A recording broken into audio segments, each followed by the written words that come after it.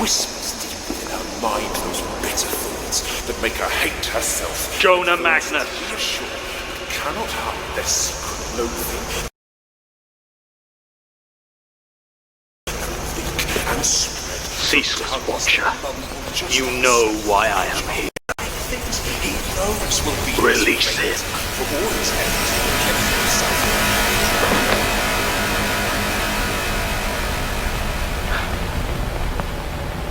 Jonah Magnus. John? Is that you? I was having the most wonderful dream.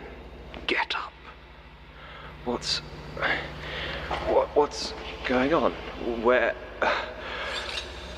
Oh, I see. It's over. Is it? Yes.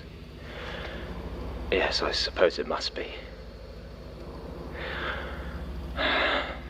Where's Martin? I rather thought he'd be the one to do the deed. I see. Going it alone, are we? Probably for the best. Empathy only holds you back in the end. You failed. Have I? Immortality. It's impossible. Even without me, nothing escapes entropy. Not forever. Not even fear. Yes. Pity. I suppose I always knew that, deep down. But it was wonderful while it lasted. I've seen more than I could have lived in 1,000 lifetimes, and every moment was Shut so... up! It ends now. All of it. I am going to take this world that you used me to create, and I am going to burn it out. It's the only way. I'm going to leave it a barren, lifeless void, cold and unafraid, and then finally, when everyone's gone and I am all that's left, I will have the satisfaction of knowing that I'll be leaving these things that you serve trapped and starving in their own private hell. that we serve. Not for much longer. I wonder if they're even capable of fearing their own ends. I look forward to finding out. Look, John, as fun as all this melodrama is enough. We both know that you don't have it in you. That was for Sasha. John, wait. For Tim. Please, John. Gert. And all the others. Please, John. I don't want to die. Neither did they. But no one escapes at the end.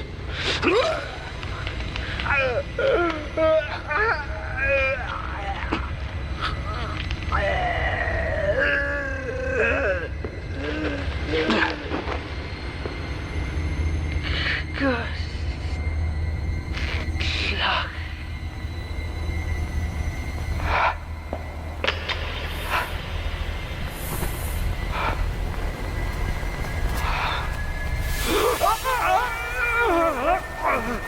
The flames keep burning, retching on the smog. But hide.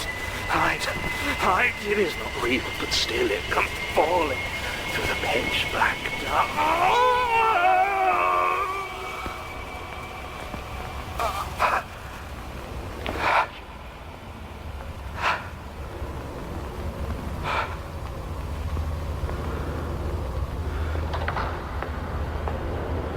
Mr. Magnus, sir, is everything all right? I thought I heard... Rosie, you may go.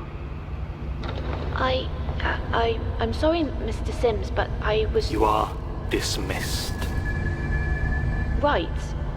Yes, of course. Sir. Thank you.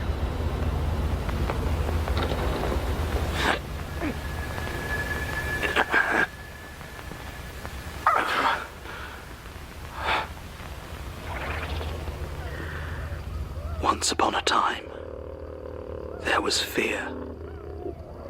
Old fear. Primal fear.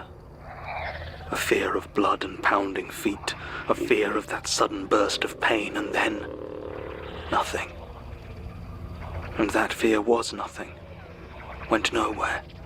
Knew not what it was. Then it became, or perhaps it always was and simply entered.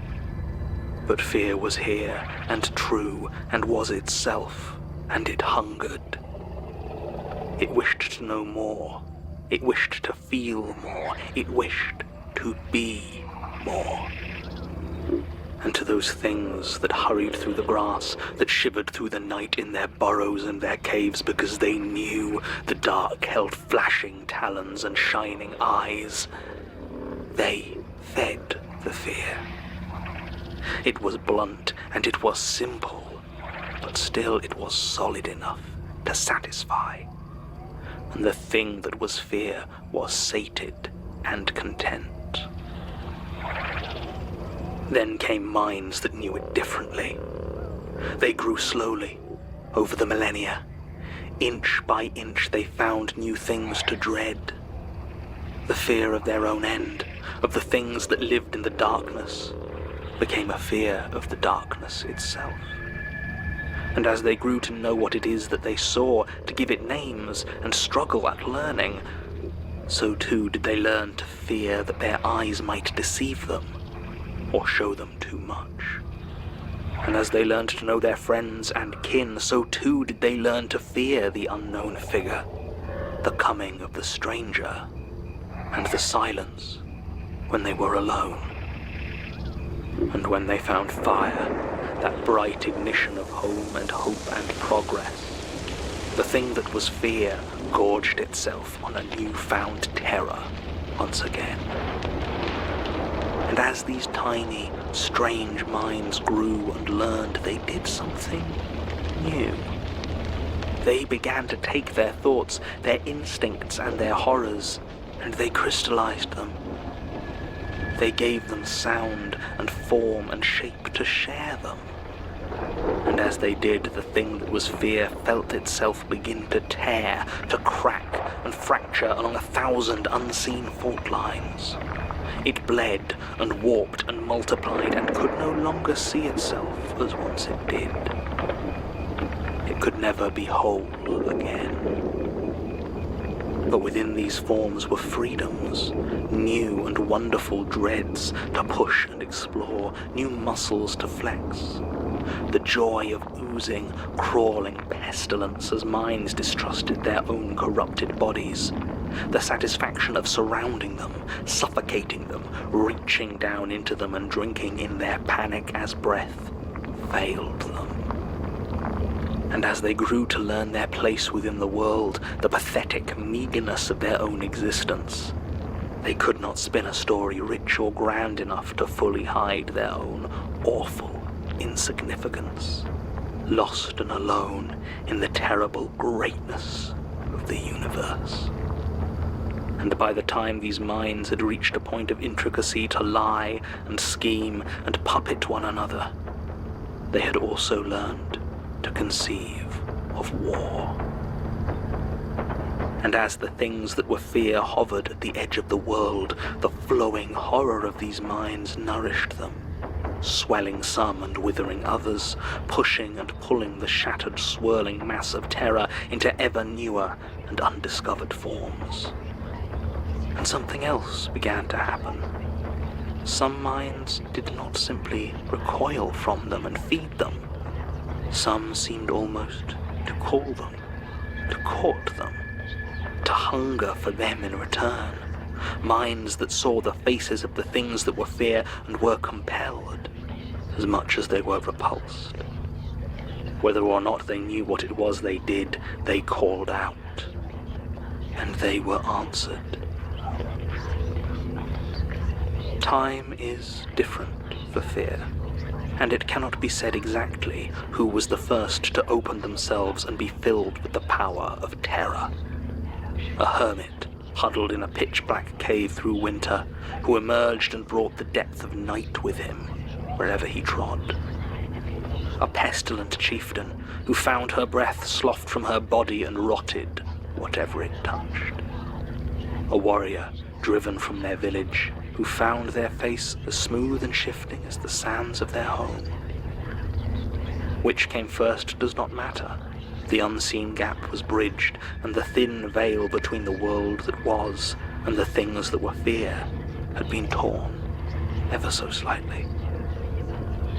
And with this tear they grew stronger, bolder, pouring themselves into the world and creating monsters.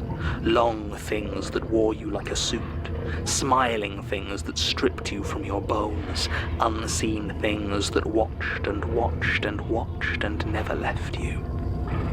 And with each new creation, each new servant, the fears reached further and fed the things that made them.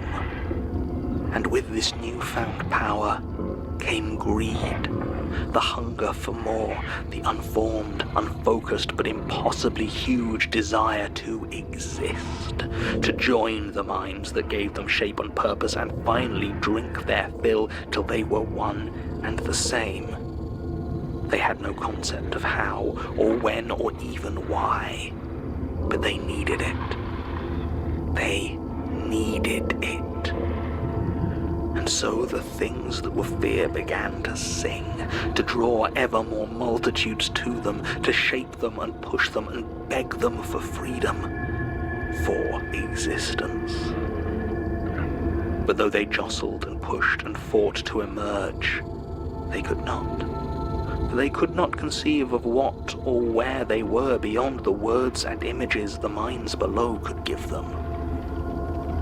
But there was one, the part that some would call the spider, that had been given a gift beyond all its brethren. The minds that feared grew suspicious of their own schemes, of connections and consequences, and over time these suspicions became threads, then webs, then nerves that granted the spider, the mother of puppets, the hidden machination, a mind of its own, to plot and plan and draw its own connections, its own conclusions. Wheels within wheels within wheels. It would not, could not tell its other parts, for were they even able to understand such things which they could not? To trust, to share in such a way ran counter to its very essence. And so it drew its plan to escape not only this ephemeral cage of non-existence, but even the very reality into which they might break. And it chose its fool, the great I, the most unwise of all the fragments, forever seeking and consuming knowledge that it could not comprehend. It played and twisted, and through the I brought about a new world, a wide and unending vista of terror and agony, and the place from which it might spread, and spin another web far grander than anything conceived of in the minds that birthed it. Finally, it would find its escape, and with it, apotheosis.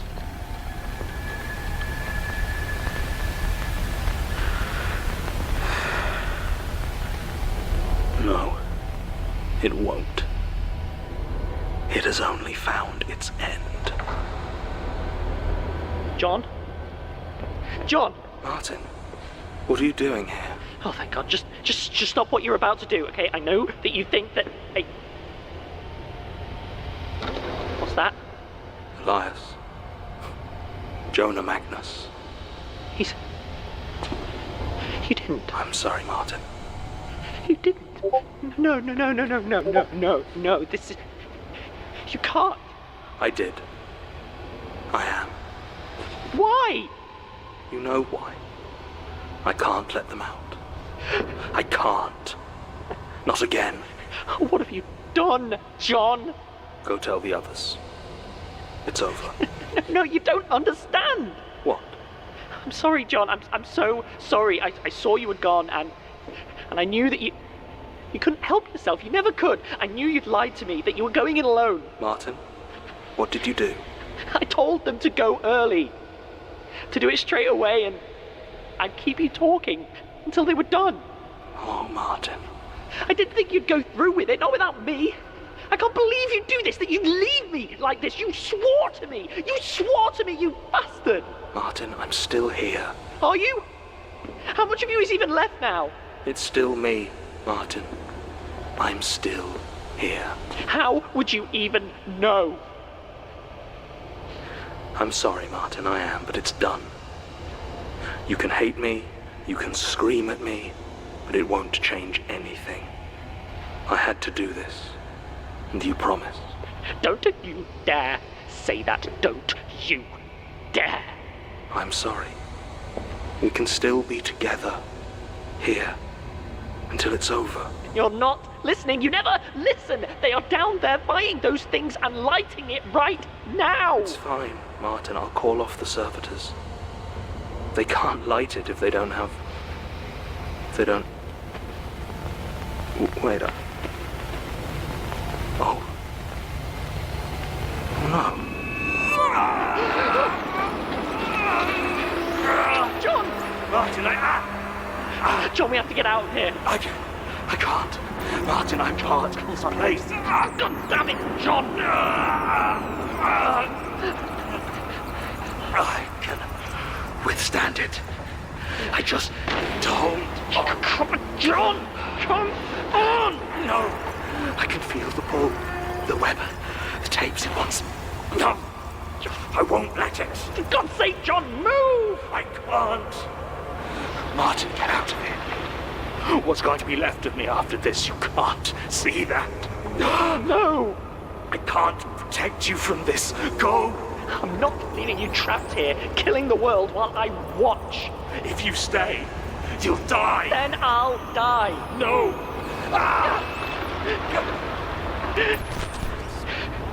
Martin, please. I can't lose you. Not like this. Tom. Okay. Where you go, I go. That's the deal. Okay. What? Do it. The knight's just there. Let them go. I'm not going to kill you. Cut the tether. Send them away. Maybe we both die. Probably. But maybe not. Maybe everything works out. And we end up somewhere else. Together? One way or another. Together. I don't think I can. It has to be you. The eye won't let me do it. Are you sure about this? No. But I love you. I love you too.